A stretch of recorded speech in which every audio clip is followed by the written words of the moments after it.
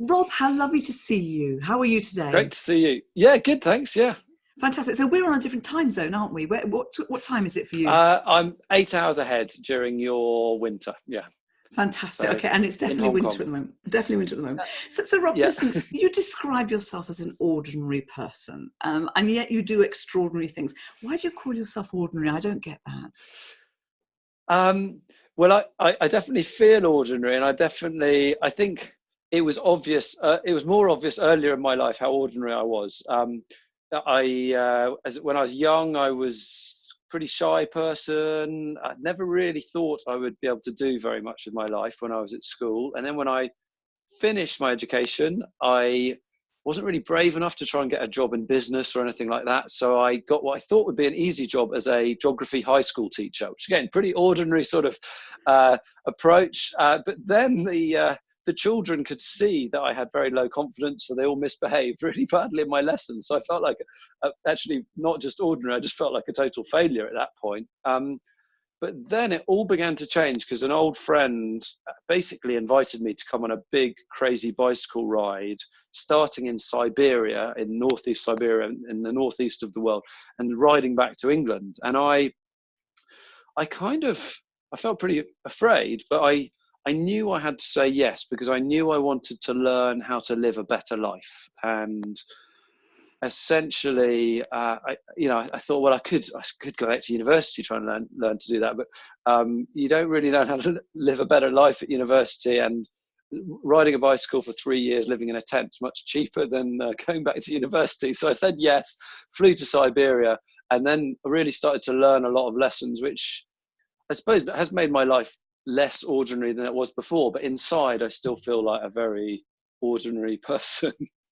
Well, I mean, okay, so for me, teaching must be one of the hardest things ever. So it's interesting that you thought that would be an easy way to go.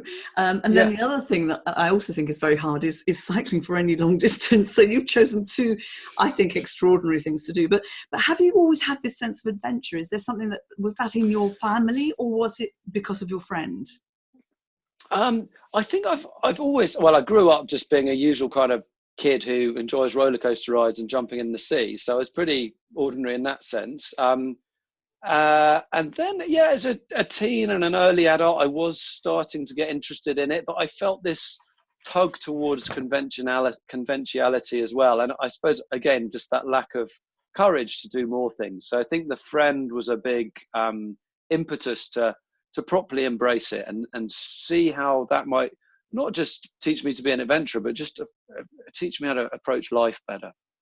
Fantastic. And what did you learn from that experience? What did you learn about a better life? Well, I think kind of to use a technical term, I learned to have a growth mindset. So I think before I'd had, again, technically what you call a fixed mindset. I didn't really think I could learn how to kind of do things well. I just always felt like I was going to be a bit mediocre at everything, and new challenges just seemed a bit beyond me. When I started doing the adventures, I started to realize you really can, initially with the help of my friend sort of encouraging me, and then more and more on my own, you can really learn a lot more than a lot of us realize. So on an expedition, it would be things like camping at -40 in a Siberian winter. Like a few months before I set off on this trip, if somebody had said you're going to be camping at -40 in a few months, I'd have said that's not going to be possible for me. That's for like special forces and superheroes, not for me. And then it turns out, of course, you can if you get a bit of advice on how to do it, you get the right gear, and you just learn a few skills, quite simple skills like keep moving and you'll stay warm, quite basic stuff. You can learn how to, anybody, you could easily, Maria, if you took that mindset, you could be camping at -40 for months, and you could certainly do it because lots of people do it. But so it's quite a shift in mindset. And I think we all have these blocks of things. Oh, I could never do that. I never do that. And it really, and I'm not saying I'm completely there, because sometimes I still do have those blocks, but it's changed my paradigm for thinking about challenge of like, if I approach it in the right way with enough dedication, I probably can figure out how to get better at that. Okay, well, so for me, let's be honest here. I put the heating on in September, right? So Yeah, okay. you're not. So you can say to me, I could do it, but I don't want to do it. So here's the Sure. question: why do you want to do it? Well, I think, I mean, as I've got older, I think I've realized, and I think as all of us get a bit older, we realize life, the reason we do things is not just often down to one reason. Sometimes it's not even the reason we think it is. There's often a multiple layer of reasons why we do every big decision in our life. And so I think I would sort of split it into several categories. Like, I think there are kind of neutral reasons that I go on adventures at the moment. So that would be things like, it's my job. I have to go on, have to pay the bills, I have to go on an adventure. That's a reasonable neutral reason. But then there are some really commendable reasons for going on adventures, like it really does test you to your limits. That makes you grow. That's a commendable reason. It allows you to see beautiful places which are just enhance your soul. You know, those are good, commendable reasons.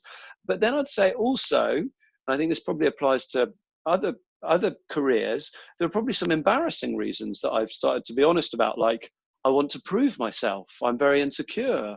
I want to prove that I'm a great adventurer, or, there's that, and maybe that's why, I've heard people say often, senior people at companies are being driven partly by their insecurities. And I think that's entirely bad, but I think it's good for us to understand those reasons so that they don't kind of enslave us, if that makes sense. So to understand our why, which is a big thing, Mm, isn't it? It has been for a mm, while now, and it is mm, important. And it's not mm, always easy, but I love the fact that you say you're honest about some of your reasoning. And I think we have to be a bit more honest with ourselves from time to mm, time, don't we? mm, So mm. tell me, how do you decide which adventure to do? Um, Again, there have been different approaches I've taken to that. That first big one I did, I think, was just, the opportunity came up and it really appealed, and I did it without any commercial thoughts at all. No plans to turn into a speaker or end up on National Geographic or any of that, or write books. And that's a great reason to do an adventure. And when young people email me and say, "Oh, I want to do this adventure," I usually try and encourage them, don't worry about trying to promote yourself. Just, if you want to be a career adventurer, don't start off with that in mind. Just go in and do some things you really want to do. The second big one I did, which was a walk from Mongolia to Hong Kong through China, a 6-month walk. That one actually went right to the other side and did become too commercial. And I was doing it a bit too much because, oh, this will make a good book. And, oh, National Geographic will want a TV show about this. And it slightly hijacked, I think, the expedition. And it still turned into a good expedition and so on. But I don't think I really enjoyed it so much. And my heart wasn't in it. And I was very distracted by all these other things.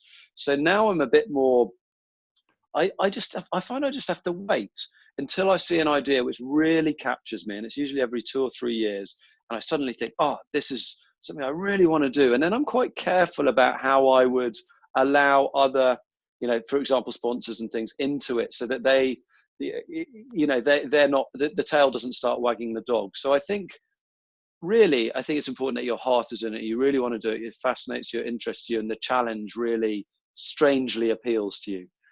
Okay, but how does that balance then with your home life? Because when you go on these adventures, I know in the past your wife has gone on an adventure with you. I don't know if she goes on all of them, or what's the negotiation that goes on there?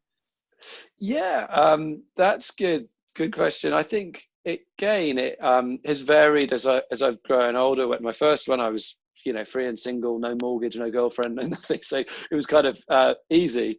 Then later on, we just have to discuss it openly.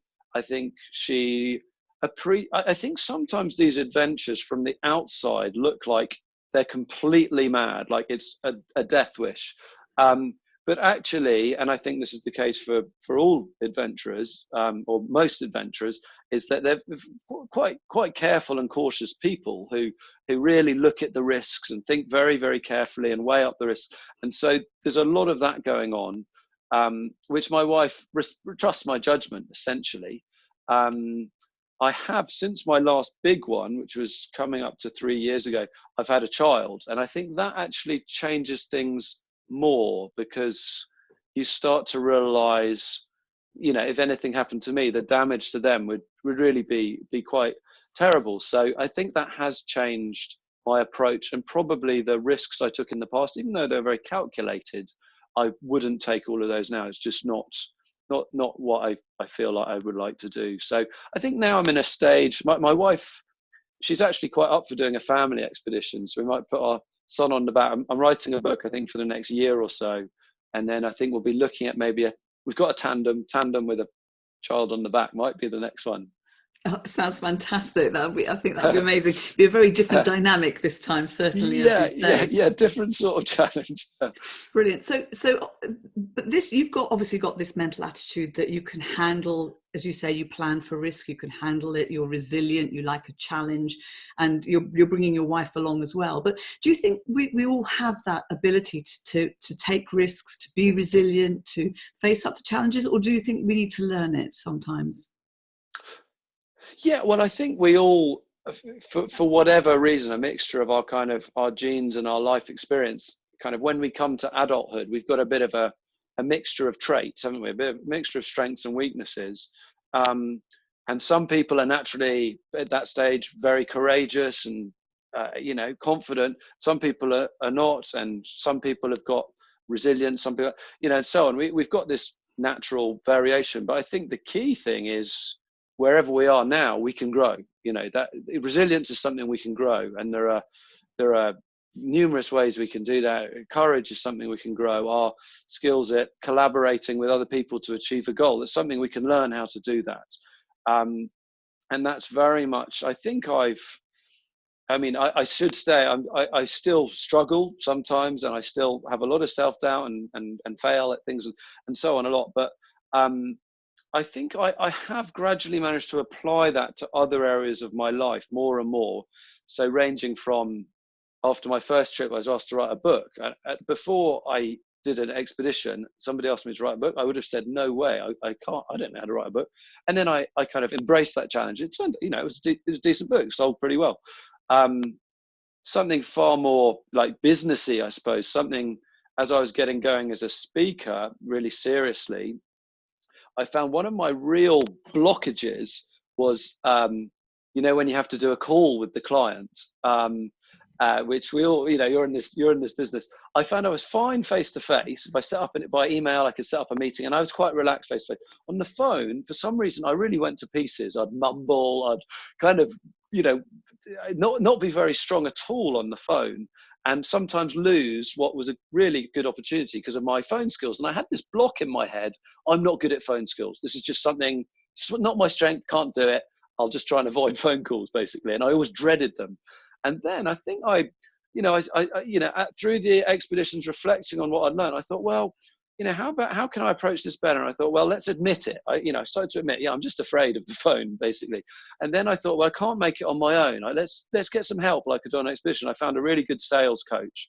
And then I thought, practicing's important. You don't just learn how to camp at -40. You practice as the temperature goes down, then you can do it. So my coach coached me. We practiced, and then I would just for a couple of weeks, I'd take my phone, press voice recorder, and I'd pretend I was on the phone. I'd say, hi, how are you? Oh, I'm fine. What's your event about? And I'd just role play, and then I'd listen back. And for the first week, I was just excruciatingly bad as I listened back to my role play of myself. And then after the first week, I started to suddenly think, I'm beginning to sound okay. And then, a couple of weeks after that, I closed my biggest ever event at that point on the phone. And it was like, oh, wow, you can learn. I'm still not the best phone person, but I closed a lot of deals on the phone. And I think just that small thing has probably trebled my business, just focusing on a skill which I changed my mindset towards. That's brilliant. And it's actually funny because a lot of speakers aren't great on the phone. It's interesting. And so as a bureau, we warn the client in advance and say, look, don't judge the speaker on the phone, because and I think it's easier now because we can do video calls. And I think part of that is being able to see, because speakers do feed off the reaction of the audience. And of course, if you can't see the other person, I think that's partly it. So it's quite fun. That's interesting. I want to talk to you a bit about your speaking, because in the introduction and also at the beginning, you talked about the fact that the school kids saw that you didn't have confidence and therefore misbehaved. So clearly confidence is a thing about when you're getting up and standing and speaking as well. Did you ever have any confidence issues getting on a stage? Uh, yes. Especially, I think teaching was actually quite a good baptism by fire. And it's good that you remarked at the beginning, teaching is not an easy job. I think I went into it because I thought, well, I'm sort of familiar with the school world. I think the business world just scared me. But baptism by fire, if you're teaching in an English secondary school, you've got a crowd that seriously heckles you. And that's quite tough, and you go through a pain barrier of not worrying so much. But then on another level, I think I've been very fortunate with my speaking career to have quite a gentle entry to it, because when I was on my first cycling trip, sometimes I'd just be invited by international schools in Tokyo or Shanghai or wherever I was cycling through. And so I'd sort of wheel in with a bicycle and I'd be invited to give an assembly. That was my first speeches, which is a pretty easy audience, like talking to a bunch of kids about a crazy expedition. And that really gave me a sort of familiarity with telling a story from a stage, working out where people laughed. And then after I'd had my first TV show and book and moved to Asia, after I got back to London, I got back to London from the bike trip, did a lot more schools talks while I wrote my first book. Then I moved to Asia, Hong Kong, where I've been now for 9 years. And I started to get invited to the corporates, and I was very nervous, like all these scary businessmen and bankers and whatnot. Like, how's this going to go down? And they laughed initially, they laugh all the same jokes as the 12-year-olds, and they're a great audience. And then gradually, I think I did find the corporate scary, but I've done obviously quite a lot. I've done, I don't know, 30, 40, 50 gigs a year for the last number of years. And I think that's grown my confidence, but I'm still a bit nervous, and that's a good thing. But I think being prepared and well practiced really gives a lot of confidence on the stage, and having ways to, I mean, more and more my speaking is not, I think it started out a bit more like a lecture 9 years ago. Now it's very interactive. And when you get the audience involved, it really feels more like a conversation really than a like oration. Yeah, no, fantastic. And it's interesting because you've come from the UK and you've gone to Asia. What differences do you see with audiences there? What differences do you see with business? Have you had to change? And tell us also why you moved. Well, the why is, the short answer is, during my first bicycle trip from Siberia to London, I cycled through Hong Kong. And whilst I was here staying with a friend, I met this beautiful girl. And then when I got back to London, I married her. And she's from Hong Kong. And we moved here just for a bit of an adventure, and are still here 9 years later. So that's how I ended up here. And it's actually it's been a good place in many ways. Obviously, I can talk in a minute if you're interested about speaking in Hong Kong at the moment. But so back The to your differences, question. the The differences. I mean, I do probably 90% of my work is within a 5-hour flight of Hong Kong. So places like Singapore, Hong Kong, Tokyo, Beijing, Bali, Mumbai, a bit, so that kind of, Bangkok, those kind of areas. And then 10% might be so this year I've spoken in Dublin and in America and one or two other places beyond that. So my experience outside Asia is not nearly as extensive. So you can help me. But I mean, here it is a super international audience. So you get very often the event will be an APAC, Asia Pacific audience. So you have Australians, Chinese, Japanese, Indians, all of Southeast Asia. You'll have very, very international, fairly even mixed. English is pretty good as long as you're kind of middle management upwards. So that's usually okay. Occasionally you have a challenge, maybe especially mainland China, sales group or something. The English isn't quite as good. So a presentation like mine, I think, works quite well because it's very visual, very kind of easy to follow. I think, sometimes people say that Asian audiences aren't so good at asking questions and things like that. My experience is, especially in recent years, as I've, I guess, got you very used to it, is if you warm an audience up well, so they're not just sitting there for 55 minutes, then questions at the end, but I get them involved, putting their hands up a bit, a little bit of audience participation as you go along. I always have far more questions than I can handle at the end. So I think if people are worried about if they're speaking in Asia, will the audiences not ask? They do, but try to involve them a bit before the end. And that really, really helps. And I think the audiences here are fantastic, really, really good audiences. And, they laugh at my jokes, so that's always good. Fantastic. So tell me, how do you relate your story to the audiences, though, who probably have never gone on an adventure, not thinking about it? How do you make it applicable for them? Yeah, I think, there are various ways to do that. I think just being very honest and vulnerable, I think instantly allows people to relate more. Like, for example, just talking earlier about why I did and being honest about, part of it's maybe to try and prove myself. And that's something I think not everybody, but a lot of people can relate to. Just a really specific example would be, again, back to the Siberia story. When me and my friend were cycling into Siberia, the Russians we met were very friendly, but they all essentially, as we were setting off, they all told us we were about to die. And they said, because it was September, and they said, the winter's coming, you're going to freeze to death. And then other Russians said, no, you're going to be eaten by a bear.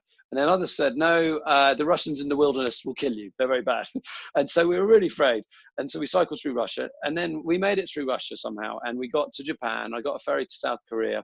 And I was thinking, I felt very afraid in Russia and constantly adrenaline, and I made it through. I got to South Korea, and I was on my own now. I'd split, me and my friend were going different ways.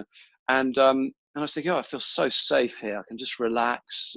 No bears, no nasty Russians, no -40 weather. It's going to be lovely. And then a truck hit me, and truck reversed and knocked me off my bike. And thankfully I was okay, but obviously very scary. And I just started reflecting on fear, and I thought, well, in Russia, I was terrified of -40. Turns out you can survive -40 if you prepare well, like we said. I was terrified of the people. Turned out most of them were so kind, and they invited us to stay, very lovely. And I was terrified of the bears. And then I thought, what do bears do when winter arrives? And they all hibernate, so there weren't any bears. And then I thought in South Korea, I didn't feel fear. And I just almost got killed by a truck because I was being complacent about the traffic, actually a far bigger danger statistically on a bike ride than being robbed or anything like that. And so that's how I'd sort of tell that story. And then to make this relevant to the audience, I'd say, so fear, it's not a bad thing. It's not just a bad thing. It's not just a good thing. It's kind of a bit of both. The real secret to understanding our fear is trying to understand it. Then we can take control of it. Because it can be a good thing, fear. It can motivate us to get ready for the dangers of the future. It can keep us alert to potential risks around us. But in a bad way, it can paralyze our minds. It can stop us from thinking clearly about the risks. It can stifle our minds, really reduce our creativity, and it can just fill us with worry so that we stop enjoying our life. So we overcome our fear by understanding that. How do we do that? Well, we need to know, what am I afraid of? How is it affecting me? And how big is the actual risk of the thing I'm afraid of? And so questions for you as an audience, and ask you 3 questions to help you understand that in your life. First of all, what is your bear? What's that danger in your life, that fear in your life, which maybe keeps you awake at night, really really scares you? But just like my bears who had hibernated, maybe in reality, the danger is not as big as you think. What's that for you? Second question would be, what is your traffic? What's that genuine danger which you're not thinking about enough? And it could actually really mess up your career or mess up your business plan at the moment, but you're kind of being complacent about it. What's that? Name it, give it a name, and then you start to gain control over it. And then the third question might be, what is your -40? What's that really pretty terrifying, daunting, looming danger in the future, which is moving towards you, and you wonder how you and your business is going to survive it? What is that thing? I think a lot of us are afraid of the future at the moment. What is it? But then don't stop there. Think, well, how can I prepare for it? Who can give me advice on preparing for it? What do I need to do to prepare for it? How can I sort of get me and my team ready for it? So when it arrives, we're going to thrive, and we're going to have those skills we need of whatever the disruption or whatever's coming out in the future. So that would just be, that's sort of speeded up version of a little part of my talk, where I'd really be taking the bears, like what bears got to do with my job. So actually, I think we've all got bears. What's your, yeah, actually, I'm not going to ask you now because it's kind of quite a personal question, but it's an interesting one to reflect on. And when we name it, it really gives us power over it and stops stifling our lives. I've written those down because I'm going to answer those questions afterwards. That'll be my homework. Okay. So listen, good. I mean, Rob, I can't believe it. We've finished our time. It's gone incredibly fast. So I'm going to ask you one final question that I love to ask my guests. So I'm going to put you on the spot here. It's quite a tough one. I'm going to put you in my time machine. I don't know if you knew I had a time machine. Oh no, right. I didn't know that. Knowing what you know now, with all the experience that you have, what advice would you give to young Rob when he started his professional speaking? Oh wow, that is a great question. I think it took me a long time. Whether I'd have been ready to hear this advice is a totally different matter. But it took me a long time to I suppose, embrace the stage as just like this is a place where I think I used to feel very awkward and embarrassed that I was always telling the same stories. And obviously I've done other expeditions gradually, but it's like, oh, I'm telling this Siberia story yet again. And I found I really had, I guess, that imposter syndrome of like, oh, don't you have anything better to do with your life than tell that old story again? But then I started, with the help of some speaking mentors and coaches, actually really to realize, what a wonderfully impacting thing speaking can be. If you can go beyond telling a story to basically not it just being a story about me. This is a story about you, which can really enhance people's life and their work. And to embrace that realization really has very much helped me. And the second thing is just to see speaking is, however many times you give a speech, it's this art form which there's an extraordinary extraordinary potential to improve what you're doing. Let's say my speech now is 7.5 out of 10 or 8 out of 10, maybe 8.5 on a really good day. But how can I make it 8.6 or 8.7? Just pausing for an extra 3 seconds after that point, or just how much potential there is to take a speech and polish it until it just becomes better and better. And that, I think, has really changed how I think I went from trying to prove myself as the world's best adventurer, which I was never going to be, because I kept on trying to do more expeditions. And I thought, well, yeah, keep doing expeditions. But really, if speaking's your thing, how can you aim to be the best speaker? That's, again, I won't get there, but that's a really lovely focus as a speaker, to think, how can I keep polishing, nurturing, making it better, getting another coach?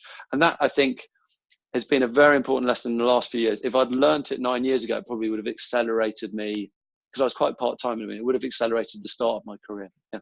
So I've got one other question just to share with you. Somebody asked me, in addition to that, another question a friend asked me the other day was not what would you tell your 20-year-old self or your 30-year-old self, but what would your 80-year-old self say to you now? And I thought that really kind of got me thinking. So I really liked that. And I don't have an answer, but I thought that was a great question to get you thinking about, what should I do different now? Well, firstly, well done for getting to 80. Good on you. Yeah, yeah. If I'm alive, yeah. Rob, thank you so much. Great. Thank you so much, Maria. Great chatting.